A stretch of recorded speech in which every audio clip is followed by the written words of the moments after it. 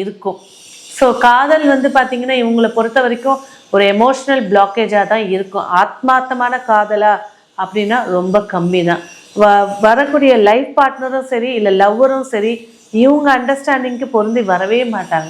இவங்களோட கேரக்டர், இவங்களோட குணம், இவங்களோட ஃபேமிலி பேக்ரவுண்ட் பார்த்து தான் கல்யாணம் பண்ணுவாங்களே தவிர அதுக்கப்புறம் இந்த மைண்டு ரெண்டும் அந்யோன்யம் வந்து ரொம்ப கம்மியாக இருக்கும். அதே போல் பொருளாதாரம் வந்து பார்த்தீங்கன்னா இவங்க சேமிக்கணும்னு நினச்சாங்கன்னா ரொம்ப சிறப்பாக இருப்பாங்க. ஏன்னா லாபஸ்தானாதிபதியே விரையாதிபதி, லாபஸ்தானாதிபதியே தனஸ்தானத்தில் நீச்சு. இப்போ நீங்கள் 50,000 கொடுத்தாலும் 45,000 ரூபாய்க்கு செலவு கரெக்டாக, அது அவ்வளோ வேஸ்ட் செலவுகளாக தான் இருக்கும். ஸோ இது மொத்தமாக வந்து நம்ம பேசுறது வந்து பொது பலன் தான்.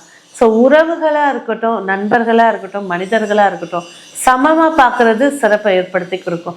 அந்த சூழ்நிலைக்கு ஏற்ற வாழை கற்றுக்கிட்டா இவங்களை ஜெயிக்கிறதுக்கு ஒருத்தருமே கிடையாது. அதே போல் சொத்து விஷயங்களாக இருக்கட்டும், சொத்து சார்ந்த பேச்சுவார்த்தைகளாக இருக்கட்டும், கொஞ்சம் நிதானமாக பொறுமையாக ஹேண்டில் பண்ணி வாங்கிக்கிறது சிறப்பாக இருக்கும். புழுங்கி புழுங்கி புழுங்கி தனி ரூமில் உட்காந்து அழுது அழுது அழுது புரிஞ்சிக்க மாட்டுறாங்களேன்னு அழுது அழுது ஃபீல் பண்ணுறவங்களும் உடம்புல அதிகப்படியான ட்ரைனஸ், அதே நேரத்தில் ஸ்கின்னு பிரச்சனை, அதே நேரத்தில் வந்து பார்த்திங்கன்னா வெரிகோஸ் வெயின், பாதம் கால் எடுத்து வைக்கிறது பெரிய இதுவாக இருக்கும். அந்த கால் நரம்புகள் சுற்றி சுற்றி இழுக்கும்.